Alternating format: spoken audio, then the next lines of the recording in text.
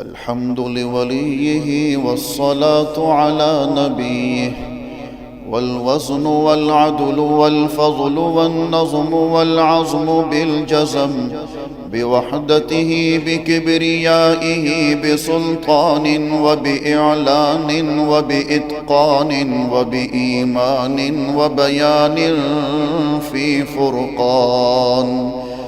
وحده لا شريك له، وحده بوحدة موحدا بوحدة موحدا بوحده، وحيدا وأحدا بلا مدد وجدد ونصب ووصف في الكمال، لا شريك له ولا نظير له ولا مثل له ولا مثال له،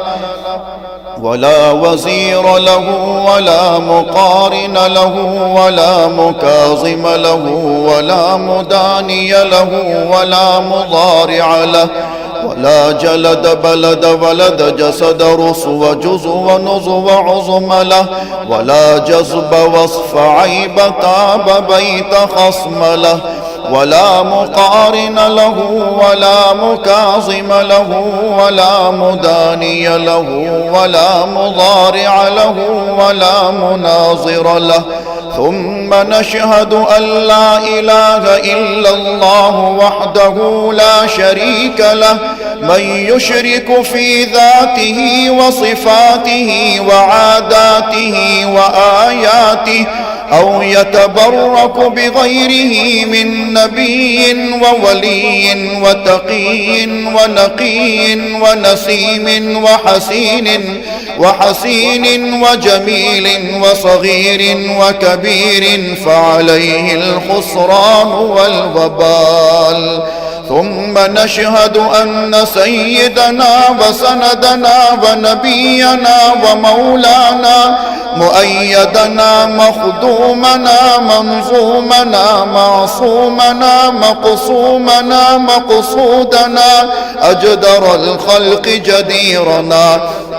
أعظم الخلق وأشرف الخلق وأحسن الخلق وأجمل الخلق وأكمل الخلق وأنور الخلق، من الحسن والصدارة والولاية والحكاية والعناية والهداية والأمانة والإمامة، أعلانا وأجلانا وأتقانا وأزهدنا وأرفقنا وأنورنا وأخدرنا وأكبرنا، أحمر أنور أجدر أطفل أوسق أنور أجمل أكمل له. ثم نشهد أن حبيب ربنا وصمدنا محبوب جدلنا ونزلنا ووصلنا إيماننا مبين فرقاننا هذه سبيلنا رونق جدراننا، هو عدوة